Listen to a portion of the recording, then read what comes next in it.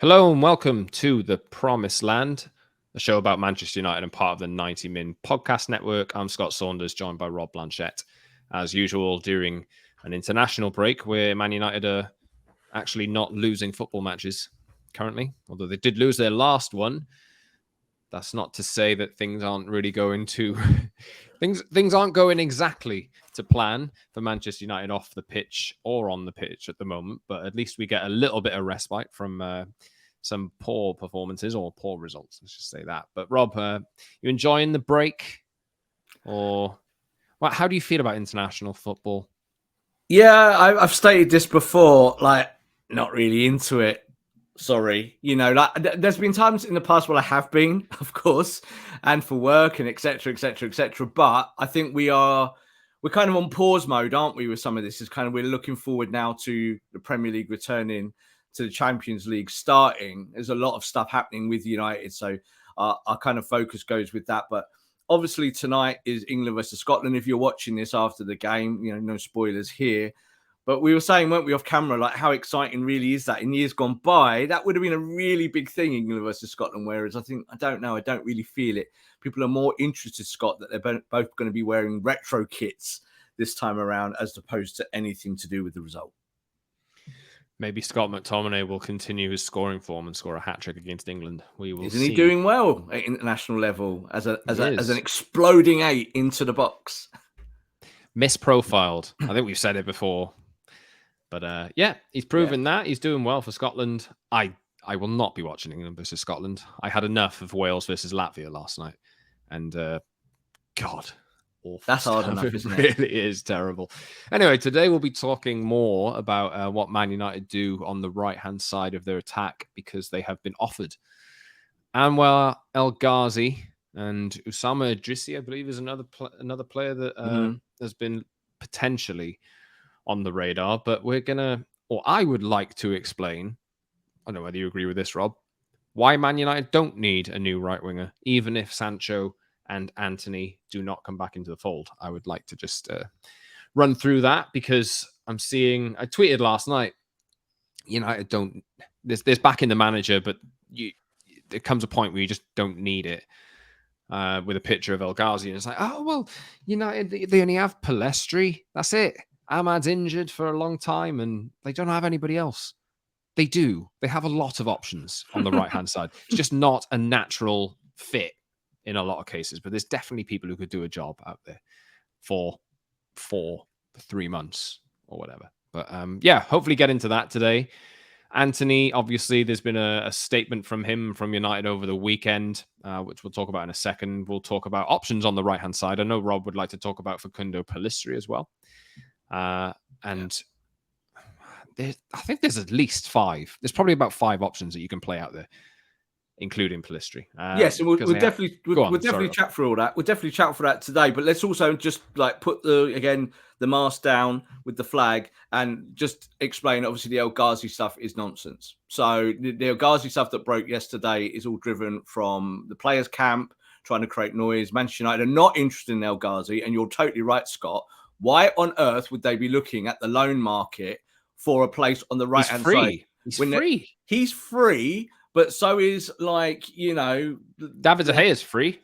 A sandwich you find on the street is free, isn't it? You can pick it up, it's yours. No, look, El Ghazi is not good enough for Manchester United, and I think everyone knows that. But of course, people are going, oh, it's a Weghorst type situation. It really isn't. With Weghorst, you lost Ronaldo and you had no strikers. You had to go do something. Manchester United, if they play their normal system, have plenty of coverage on the right-hand side, whether Antony is available or whether Jadon Sancho is available. It doesn't really matter. So you're totally right with that. And we'll definitely talk through it today, because United have got both, I think, some creative options for the right-hand side, but also some very, very obvious options. Yeah, subscribe wherever you get your podcasts and watch us on YouTube as well. A Manchester United podcast, The Promised Land. The Promised Land, a Manchester United podcast. What's wrong with my head today? Like the video, subscribe, and leave a comment for us as well. Hit the notification bell so you don't miss a message, and follow us on social media at @_ Scott Saunders on X, Instagram, TikTok, etc. @_Rob_B on YouTube and Twitter, and @PromiseLandMU on X as well. I've already talked about the running order today. Rob, talk about your YouTube channel for a second, if you'd like? Yes, please. Like, again, I think this is the thing for me. I'm doing the YouTube channel now off the back of the United Masterclass. I'm going to be trying lots of different things. And what I need people to do is obviously subscribe and share and all of that stuff, but also get in contact with me via Twitter/X and tell me what you want to see, because I think this is the process that I'm in at the moment, is building the channel from the ground up. Plenty of subscribers already there, but obviously want to increase that, and the channel belongs to you guys. I know that sounds corny to the audience, but ultimately that's why we make the content, because we are communicating with our audience, Manchester United fans. So let me know. Yes, as you said there, it's @_Rob_B. I don't know where are our names gone today, Scott. Normally they're there, aren't they? I just turned them off. You turned them off, did you? There you go. We can have them again. Turn them back on. There we go. Look, so there we go. I always think, where does my hand go in this invisible space here? But they're @_Rob_B, but that's the handle everywhere. And yes, please do share and subscribe and support the channel. And thank you for everyone here that already does, because I think most of the people that watch us here do support our content and our channels.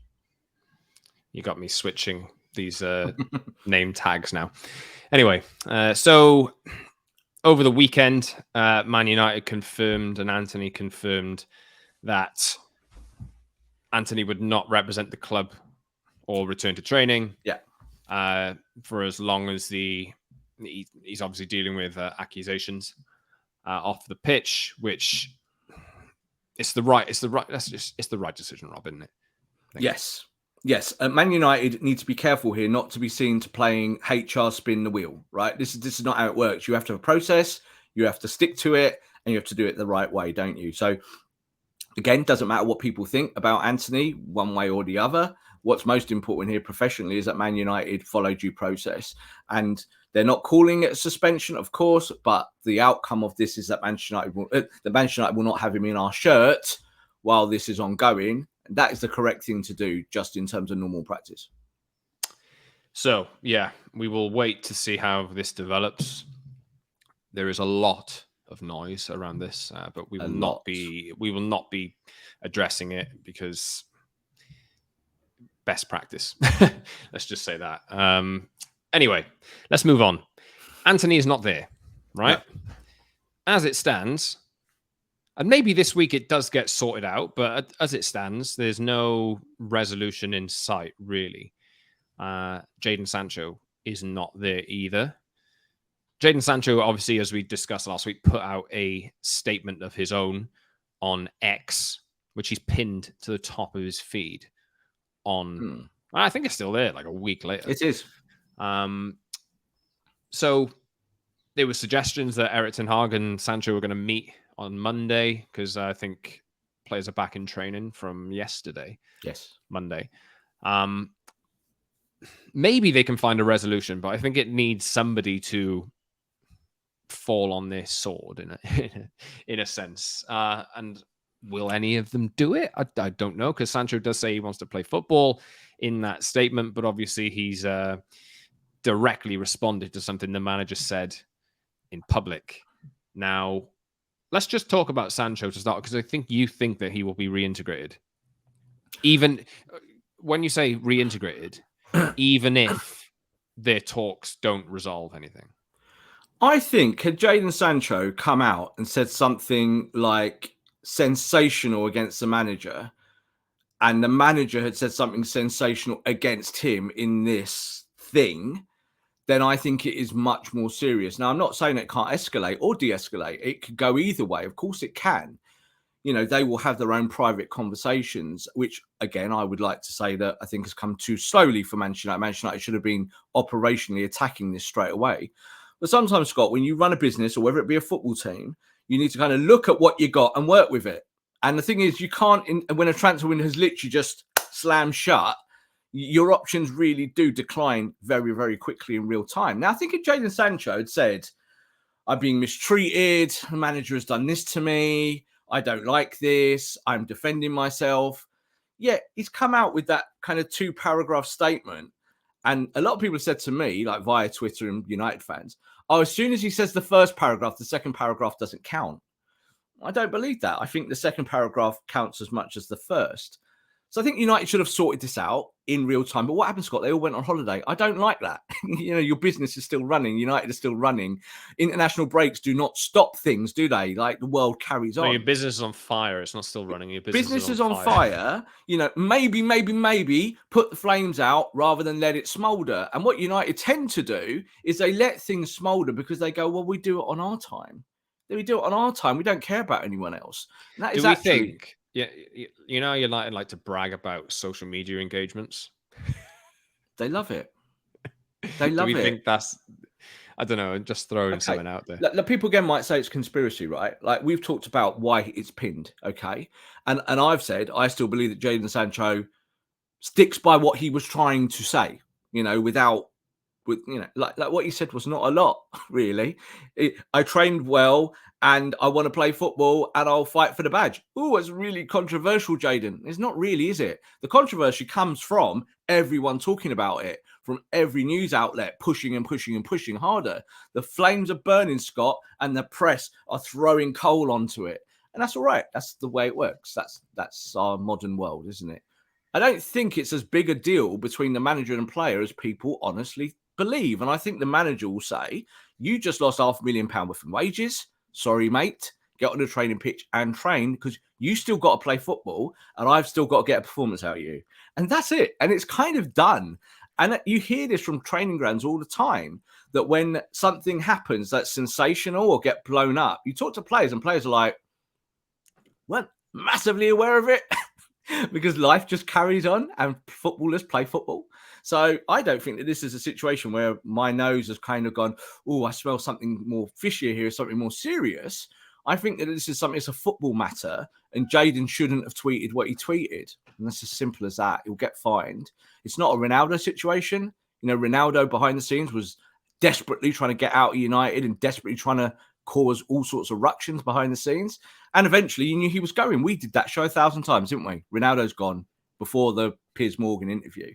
So I don't know, Scott. I honestly don't see it as serious as that, because I think when it gets to training, if Jadon Sancho's training improves in the next week, Ten Hag will pick him, because Ten Hag will go, I want to win football matches. I don't care what he thinks about me. That's the way it is. Managers don't care what players say or do. All they care about is I disagree personally.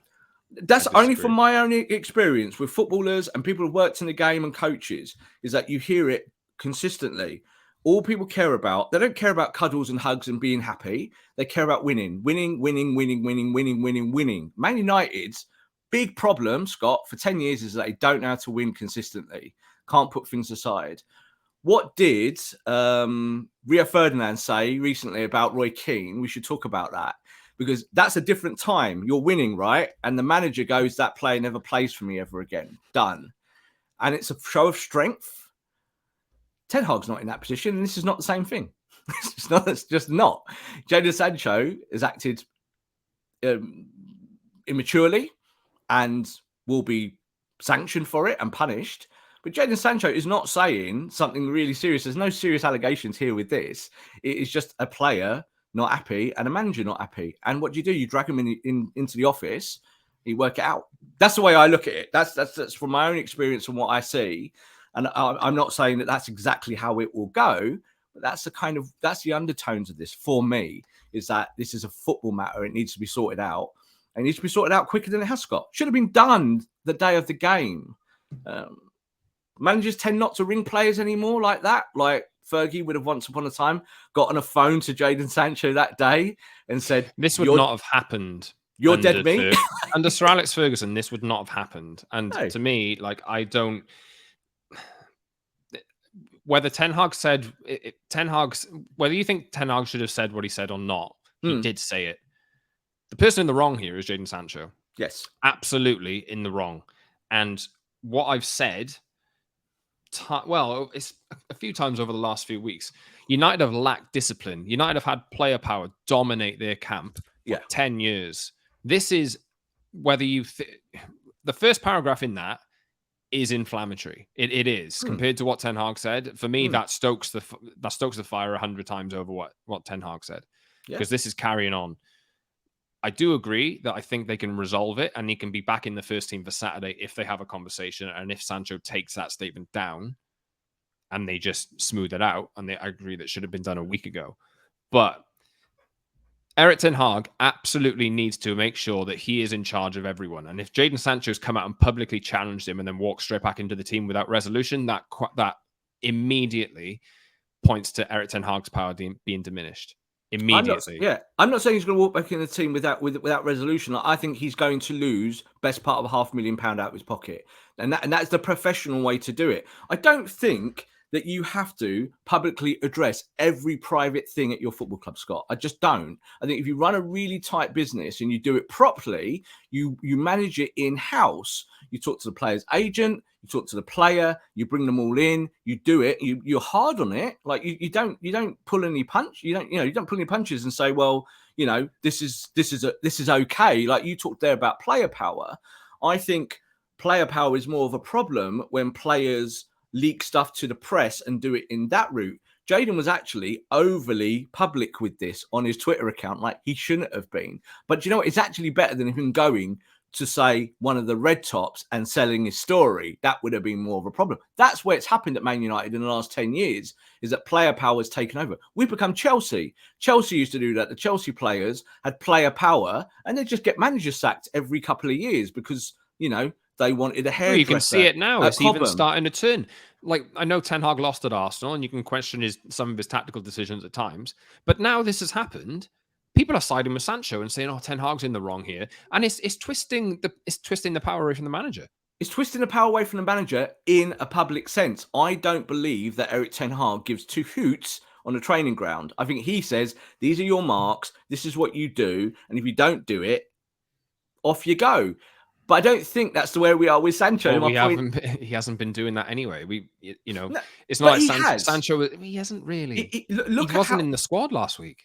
Sancho wasn't in the squad, and that was his punishment for not doing what manager wanted him to do, and that's the right way to do it.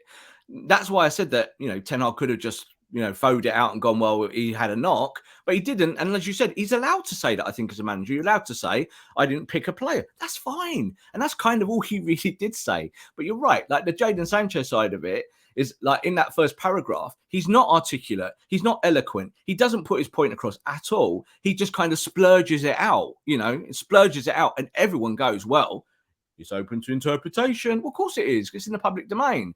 But I think when you're the manager, you have that conversation and you say, right, okay, you're fined, first of all. You're not back in my team until we sort this out. So I think Erik ten Hag does that with players. Like that's the feedback we get. Marcus Rashford has told us directly what happens with this manager when you do something wrong. He said the manager pulls you to one side, he tells you, he's hard on you, and it's finished. And I think he'll do it with Jadon. I think the issue here, Scott, was the international break, is that had they been back at Carrington straight away, we would have seen something a lot quicker resolved, and we would not be talking about it like this today.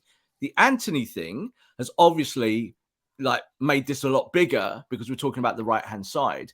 I don't think Jadon will start on the right, but you need Jadon Sancho in your front line for the next year. And even if Jadon's not very good, you still need an option there for a player that earns 200, 250 a week. You can't just do what you've done with Maguire and push to one side and then let it burn away. But what do Man United do, Scott? They let the flames burn, don't they? So I think Erik ten Hag would rather have resolution, and I think we will. Now he's been away on holiday and come back, I think he'll deal with the player, and I think he'll be firm. I think he'll say to Jadon, you've got to prove yourself, just like everyone else. Let this push over.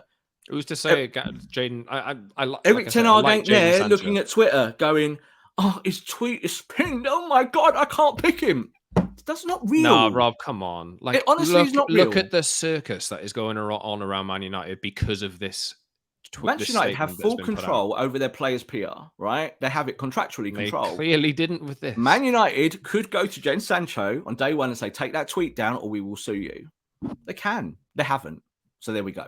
So, like you said there, you noted it. Like Man United, really, I don't actually care that it's any of that. They'll just deal with it in-house because that is what businesses and that is what you tend to do if you're running stuff. So I look at United like a business like that, and I say, well, operationally, you need to probably do these things to be more professional. Man United are probably one of the least professional top sides in the Premier League. Would we agree on that? Yeah, does this happen at Man City? This does not happen at Man City. Yeah, this does not happen probably at Arsenal. You don't get these players being able to say stuff publicly. So that's where your player power side of it does come into it. But I also don't think that in the weeks ahead, people will be that worried about a tweet by Jadon Sancho. Jadon will get on a football pitch, Scott, eventually. And if he plays well, it will all be forgotten. But if he plays badly, it will never be forgotten. That's the way it goes. And I think what evidence have we had over the last 2.5 years that it will go well? No evidence. But the thing is with football is that things do change in the flick of a switch. They do. Like performances change. You people think your football team's rubbish. You go play a big team, you win, and everyone's happy again. And it's as fickle as that.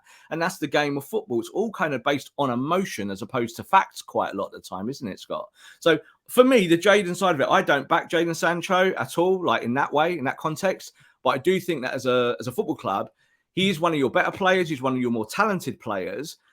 Isn't it better to get the most out of him than go, maybe we need an El Ghazi? And I'm not saying Man United are doing that at all. That's the press saying that. And that's the wider conversation of fans going, oh, we don't want El Ghazi. Well, who does? I don't think he's a top player at all. I think he's trash. So you're not going to go down that route and you don't need him. But you have options on the right. And that's obviously what we're going to talk about today. For me, Sancho and Ten Hag need to find resolution. Yeah. And I don't think he comes back into the team until they do. And no, for Erik Ten Hag's sake and his control and his power, they must resolve that. And Sancho must concede. Absolutely. Of course. I'm not saying anything to the contrary of that. Like this, it's Erik Ten Hag's club, his team. He makes his decisions, and I'm actually quite confident that United don't get involved in all of that. Like from the high, like the board level, do not really say. Like again at Chelsea in years gone by, Abramovich would say to managers, "You pick that player." We know that. That's common. That's come through those channels. We know that historically. Now, we know that Fergie never had any of that. Fergie didn't need to because Fergie was winning. But there's no one at Man United either saying, even at director of football level, Scott, saying to the manager, you must play Jadon Sancho. I don't believe that at all. I think they back the manager. The manager makes a choice. But you're totally right. The manager will go to the player and say, you have to concede. You have to go and do this. You have to go work hard for me. And I'm your boss. And Jadon Sancho said in the second paragraph of his tweet, I respect all coaching decisions and I want to fight for the badge. That's where you are. I think that's actually quite important, and people don't want to talk about that because it's not sensational. That's the boring bit. And I actually think he'll come back and say, sorry, boss, I caused that. I shouldn't have done that. And the manager will say, whatever, 2 weeks' wages, back on the training pitch. That is the story I've heard at football clubs year after year for over a decade, Scott. Is that he's also put a whole lot of pressure on himself. Hasn't he? And that's the stupidity of it. For a tweet, he's made the fire rage. And I think he will learn from that. I think he'll look at this and go, maybe I won't go on Twitter. And that's what he'll be told. His own representatives will be saying to him, Jadon, that's not what we use your account for. Your account is for branding. Yeah, it's to sell the Sancho brand so we can make you lots of money. That's why he has a Twitter account. It's not to chat to fans. It isn't. It's not to say, oh, I thought I've trained well. It really isn't. And that's why you don't see it commonly with football players anymore. Though, of course, we do see it every now and then. I think Ten Hag will deal with it, Scott. I think he's a strong manager and he's a conservative and he'll just say toe the line or you sit in the stands. And I think Sancho wants to prove himself. But as you said, he's made it so much harder on himself now. So what if they don't resolve? And what if, to me, I think even if Sancho comes back, I think next summer he's gone. Personally, I think that's it. Yeah. I think that's it now. Regardless if he comes back and plays brilliantly, I think he's done. I think if he comes back and plays well, Man United got two options, Scott. You play him more next year, you stick with him, or you use that to inflate his value and sell him. So that's the business aspect. And I think Ten Hag thinks like that again. And I think with Jadon is that you have to use him, but I still think he's third choice on the left. I said that last week and I've said it previously. So that's where he starts as third choice on the left. So as you talk about the left and the right and the centre, like if you've got a new striker up top, Scott, and he needs service, say Jadon's your second best creator after Bruno, like say that's how it pans out in the next 6 months. Do you cut your nose off to spite your face and say, well, we don't like him, we don't want him because he did a tweet 6 months ago? It will be forgotten, Scott. It will be. They'll be like, whatever, we've won football matches, you do what you want, just don't tweet again or we'll fine you and all of that. So I know it sounds very au fait that, but that's the way I see it with football, is that football is so fickle, even at ground level. And Jadon's got to prove himself. You're right, Scott. Like he has to get on a football pitch. It'll be difficult now, isn't it? As he's on that substitute bench and comes on, he won't get that favourable response from the Old Trafford crowd anymore. There will be oohs and ahs, won't there? and he'll feel that more than anyone. Ten Hag won't feel it. Ten Hag will go, well, you're a substitute. I'm bringing you on for 10 minutes. Like, do your job. And I think that that's how it works. But you are right. They can't find resolution. Then, of course, you can't play him. Like, if Jadon digs in, do you think Jadon Sancho is going to dig in? What do you think? No. Well, he thinks he's been digging in already and he's not in the squad. So, or does he really think that, or was that just an emotional tweet after? Someone said to me as well, Scott, they went, it was immediately after the blah, blah, blah, blah game. It was not, right? It was 2 hours after the final whistle, that tweet, right? And the manager had his press conference about 45 minutes later and had gone public. It was a video. It went out. Yeah. And then all the transcribers took it out. And then all the fan channels attacked Jadon Sancho. Then he tweeted it. So again, people are saying, oh, no, he did it on the final whistle. He did not. He saw all the stuff on Twitter on his couch and went, and made a tweet that sounded like, So I'm not backing him again or supporting him, but I do think there's more context to this and people just saying, oh, well, it was this. I really don't know if I think it's actually a little bit wider. But yeah, he has to prove himself to us as well, doesn't he? And to the manager. He has to get on a football pitch. Score some goals, mate. Everyone will shut up. So what if they don't find a resolution? I'm seeing a lot of people saying, sign Anwar El Ghazi. He should be, United lack options on the right side. That's already been like, you see players linked with clubs. It doesn't always mean that the club wants to sign them. Like, no, people need to understand that. It's just because other clubs will look at this now that El Ghazi's agents have offered his services and other agents have offered another player to Man United does not mean at all that they are interested in making this happen. No. But what does come with it is ridicule, regardless, because your United's name is attached with some player that they have no intention of signing. And that is that's always happened to United anyway. But they don't need another player. I'd like the title of the show to be called "Why United Don't Need Another Right Winger." Like, they just don't. They got so many options in there, and people are saying, "Oh, you've only got Pellistri and he's unproven, and then Ahmad's injured, and then Mason Mount can't play out there, and then Bruno Fernandes, you can't take him out of the middle, and Marcus Rashford can't play out there, or you can't." There's so many different options that you can play, especially if it's just for a short-term thing, and Sancho does eventually reintegrate into the team. To me, I think it makes a lot of sense that, think about this, right? United have Kobe Manu coming back. They have Casemiro. They have Sofiane Amrabat, who's just signed. They have Mason Mount. They have Christian Eriksen. They have Bruno Fernandes. Mason Mount, Christian Eriksen, and Bruno Fernandes have all played on the right-hand side of an attack at points in their career and done a pretty good job of it, actually. Christian Eriksen, especially at Tottenham. I know it's a long time ago, but if you're not got a striker in there now who's actually an aerial threat, you can play one of those players out there and just use that whip cross in. You can use the ball in behind for Rasmus Højlund because you don't have a statue at your number 9 like Anthony Martial. So to me, I don't think it's as bad as people are making it out to be. But I know you wanted to talk about Facundo Pellistri because he's the popular choice.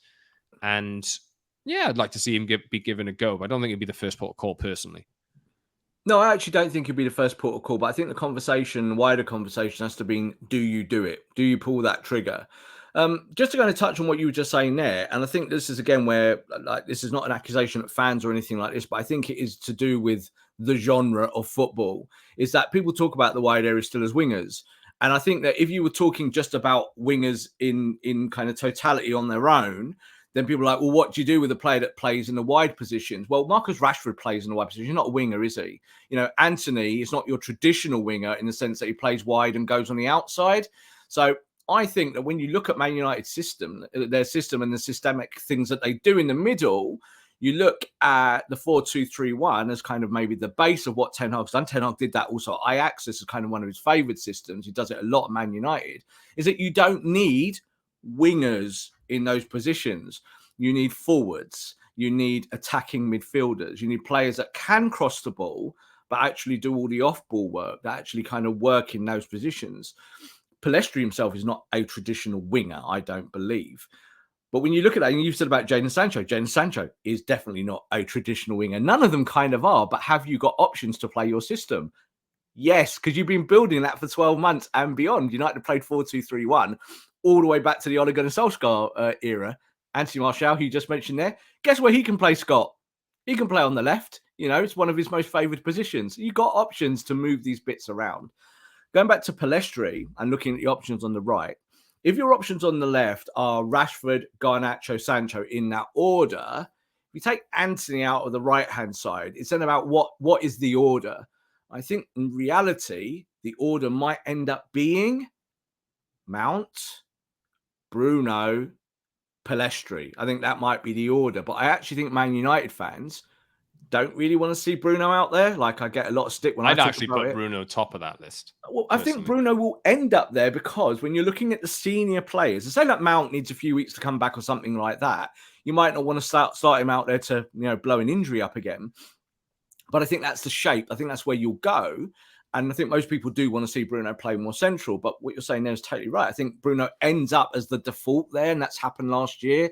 And I don't think that the manager will just change that overnight. But then you must look at the Pellistri option in the same way that Garnacho has gone from, say, third spot on the left last year at one point to, say, second.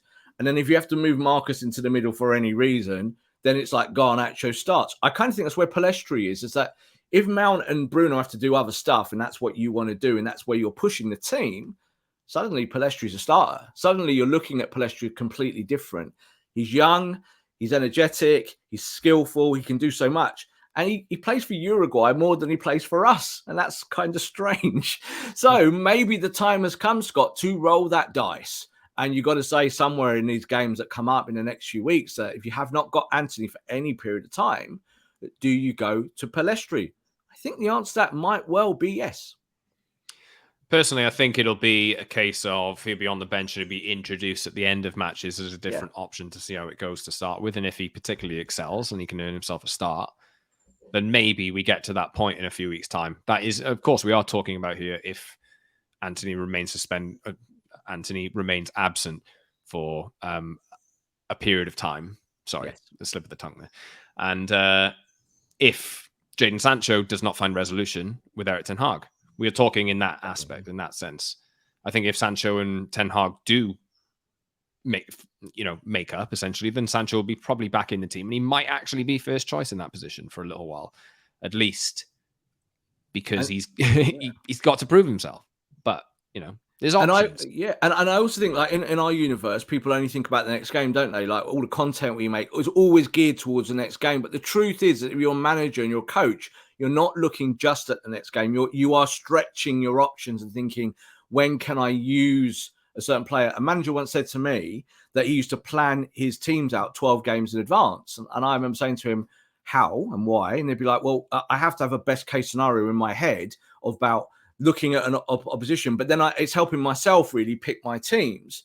And it was quite interesting because I think that's something that we don't talk about in the game or in the press. And I think when you look at Pellistri, there will be games where the manager goes, right, Pellistri can exploit that team, so I'm going to give him more minutes there. But I think the biggest thing is, Scott, is profile. And that is that the manager likes an Antony-like player to do the off-ball work on the right. That's what he wants. And I think that's why he'll end up probably with Mount there over an extended period, because Mount can do the off-ball press and set the trap on the right. Antony does that really well. I think we've given him his dues for that over like 12 months. But of course, what do people say, Scott? Oh, Antony's useless on a football pitch. We've had that a lot. But I think Mount replicates that more than Pellistri, and probably even more to Bruno. And of course, then you lose Bruno's central influence, don't you? But I think you're right. I think Bruno probably starts there eventually. But I think the manager will be looking into the future and will be thinking, can I use Pellistri? I think the answer to that is yes. In the same way that last year with Garnacho, he wasn't sure at the start and was like, I don't know if this lad works. Do I loan him? Do I get him out? Do I get more minutes? How do I make it work? Pellistri stayed for a reason, Scott, and I think that's really important. Pellistri and Manu, I think, will be the youngsters that benefit in the next few weeks as Man United play around with those kind of central and wide positions. It was only Luxembourg, but you only had to look at Bruno Fernandes' performance over the international break, right? Yeah. The first game, I think he scored against Slovakia one night, scored a winning goal for Portugal against Slovakia. Yeah. From the right channel, by the way, where he kind of drifted into the box or powered his way into the box and hit the ball across. I think it might have been Martin Dubravka who was in the goal. Yeah. I'm not sure, but maybe I'm wrong there. But I know he had a picture with Dubravka after the game as well. That was what Bruno Fernandes can do in that area. And then obviously last night, Monday night, he played, as I say, against Luxembourg. And yes, pinch of salt, that kind of thing. But 2 assists from the right channel for Gonzalo Inacio, I think, in the air. He also scored another goal from a central area. But this kind of Bruno Fernandes is what, I know people don't really like him on the right-hand side, but I think with a striker in there, or with some kind of aerial presence in there, that pocket of space for him could be quite useful. Off-ball work and creation. Those are the 2 things you want from your wide players. And creation means goals and assists. Rashford gives you some of that on the left, gets goals, can do all that, can run the channel. Bruno won't be doing the same thing on the right. He'll be inverting a little bit more and trying to do some of the Antony stuff.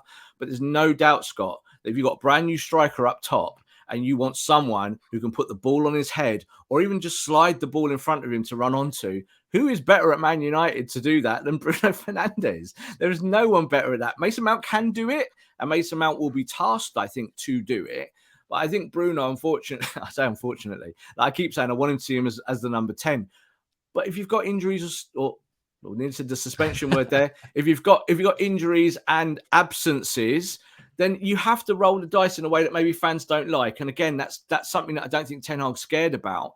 Ten Hag's been on holiday for a few days, and he'll be watching the internationals. First of all, praying that no one gets injured. That's always, I think, the first thing every manager thinks, club manager at least. But I think he'll be looking at Bruno going, I know Bruno can do that because I see it in training. So I'm going to lean that way just for the next game. You know, next game, Bruno's going to play out there, and I've got options in the middle. Amrabat, we know, probably won't be ready immediately. That does impact the centre of the pitch for Man United. And that means that Bruno might end up doing a little bit of both, Scott. He might be wide for half the game, might be in the centre at some points. The tactics will change. But yeah, I'm definitely not as against Bruno being on the right in this kind of situation. Do I want him there permanently? No, I don't. But I think the manager quite likes him on the right because he can create. Yeah, so let us know what you think United should do, what the most effective option will be. Are you Pellistri in from the beginning? I don't think it'll happen, but, you know, I think popular choice. People would like to see him play. And I'd quite like to see him play as well. But let's move on. Final section of the show, Rob. You did want to talk about Paul Pogba. Yeah. Not the... It's difficult for him. He's going through a difficult time at Juventus at the moment. I know that we might have said at one point we'll never talk about Paul Pogba on this podcast again, really, because he's left Man United now. But yeah, there's a lot hanging over him, and a positive test of testosterone after the Juventus game at the weekend has emerged over the last 24 hours or so. Stuff going on off the pitch with his family, etc., as well, which can't be easy to deal with, to say the least. But now, with this positive test, could mean that Pogba is suspended from football for quite a long time. Yeah, I'm not going to talk specifically about the test because I think, again, due process is rolling, and that's the right way to do it. And if Paul Pogba has done this, he should absolutely be suspended, and he will lose a large chunk of his career because of that. But I think it's interesting to talk about Paul Pogba, the myth and the man. You know, Paul Pogba, kind of the player that we signed all those years ago and what we wanted from him and what we expected. And again, like we've just been having a really long conversation about Jadon Sancho and the expectations on young men's shoulders and what the public expects and what football fans expect. Well, what do we want as a basis? We want goals and assists. We want you to help us win football matches. That's kind of what it comes down to. I think when you look at Paul Pogba, so much has been going on in the background in his life in terms of like the extortion case with his family, you know, stuff that kind of he was going through. Like, he cannot be of normal sound of mind. And he's talked about that very recently. He's just done an interview with an outlet yesterday before the news broke about obviously the failed drugs test around testosterone. And he was talking a bit about it. And I thought it was quite candid and interesting about how he said how difficult it is. And he said, I wish I'd never earned any of this money. And he alluded to that, like he didn't want the fame because it has ruined his life. How are you supposed to go on a football pitch and be good, Scott? I don't know. So I think Man United let Paul Pogba go at probably exactly the right time. And we said that at the time. The injuries were the problem in a football sense, was that you couldn't get him on a football pitch, you couldn't get fit, and you couldn't get his form. might end up what you do with Jadon Sancho, isn't it? You might go down that route and go, this doesn't work, off you go.